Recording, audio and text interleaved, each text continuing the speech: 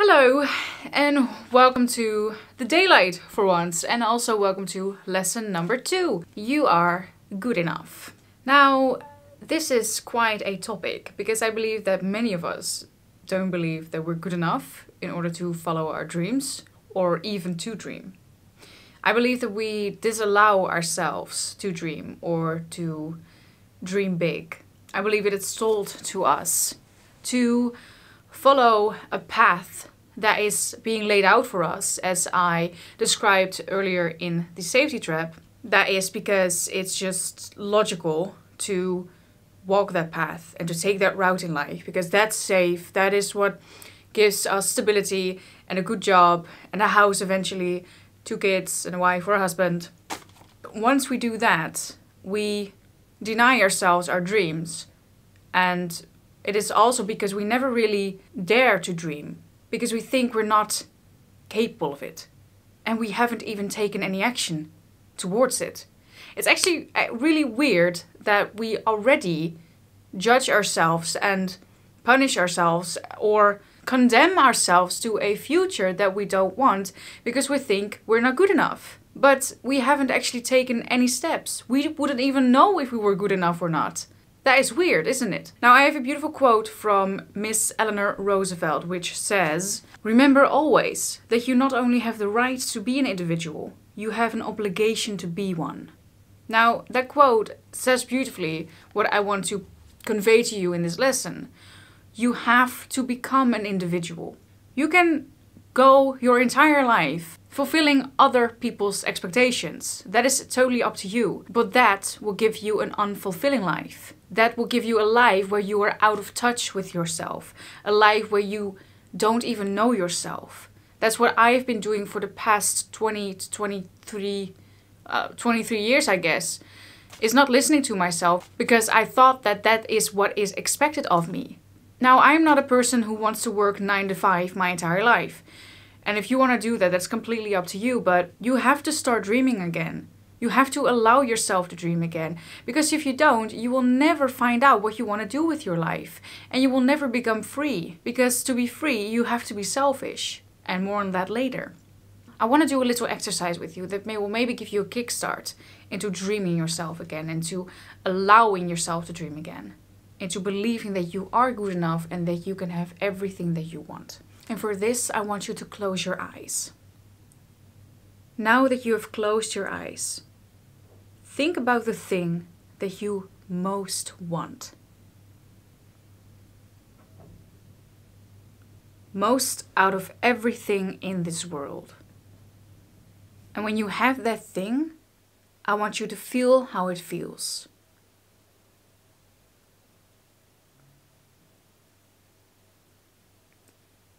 Feel how it feels having this thing. Feel how it feels finally having this thing. Feel how it feels finally having your dream life.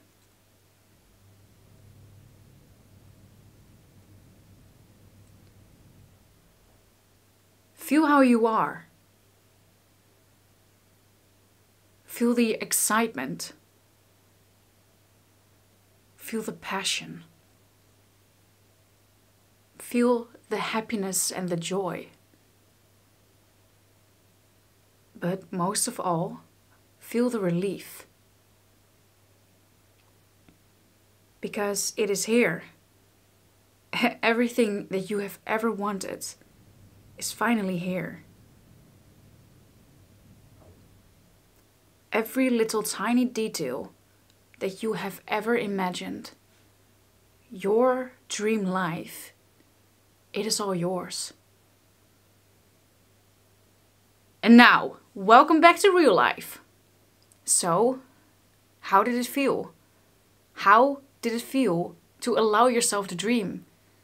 And how does it feel now, the contrast between your dream and how you now are? Because in this imaginary world, you can have what you want. You can have everything. You can be anyone. And you can do anything that you want.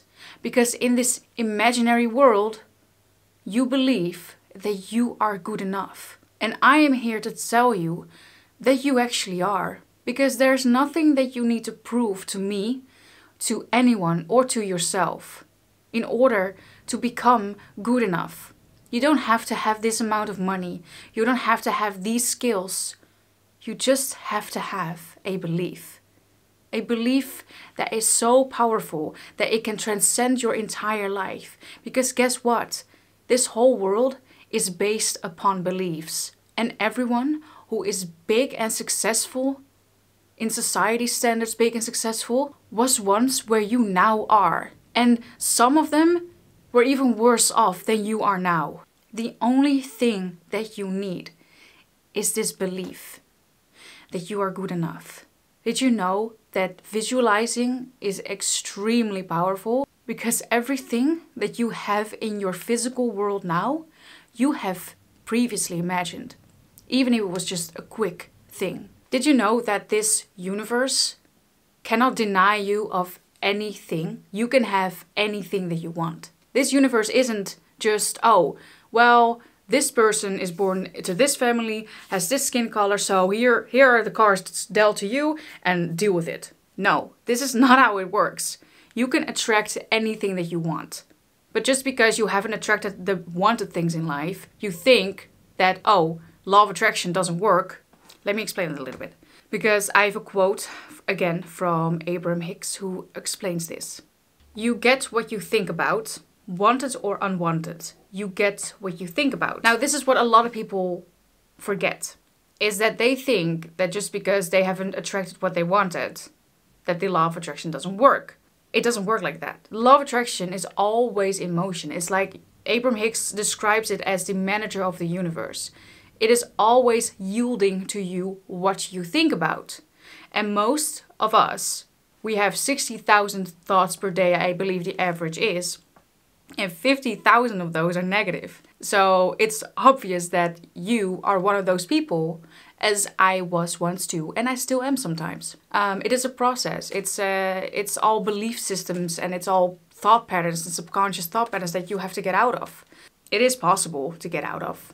And you can become one of those people whose 60,000 thoughts per day are positive. And then you will attract what you truly want, because those positive thoughts are what you want, I believe. The one who is truly you, so the new intuitive you and the new old intuitive you, actually has no limiting beliefs. Because inside of you there is an inner being, an eternal interdimensional being. You know, whatever you want to call it, it's all the same. You're just pure positive light energy. You are not meant to be negative. Because if you were meant to be negative, feeling bad would feel good and feeling good would feel bad. But guess what? Feeling good feels good and feeling bad feels bad. That's because your pure state, your original state, is feeling good all of the time. Now we live in a 3D world filled with contrast. That contrast being negativity. And it's kind of hard sometimes to find your way in this world because it can be quite upsetting. I'm not saying that I am perfect, because hell, I'm not. I mean, I have to sometimes fight my way through my thoughts every single day. And I have weeks that are bad and weeks that are good. But I now have more weeks that are good than have weeks that are bad. Because I come from a history of depression and anxiety and suicidal thoughts. I mean, I live that shit every single day. So I know what it's like to think negatively most of the time. I know what it's like to have an outlook on life that life is hopeless, you know. Especially with all of that is going on now. But that's no excuse for you to say that you are not good enough to what you want to achieve in your life. You, especially now, have to say to yourself that you are good enough. Because guess what? We need to save this fucking world that we're living in. You know, and we don't do that by trying to change the outer things. We have to change what's inside of us. When we change what's inside of us, we change what's outside of us. You know, the story in the airplane with the oxygen mask.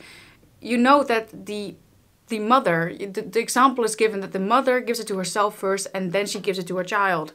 You don't give it to a child first. So you don't help the world first. You help yourself first. And that is my ask to you. Help yourself first. Believe that you are good enough. Use the law of attraction and figure out what your thoughts are. But it is quite hard to figure out what your thoughts are, because most of us don't even know what our thoughts are or where they come from. And how do you do that? Well, I'll explain it to you in the next lesson. Identifying the chatter.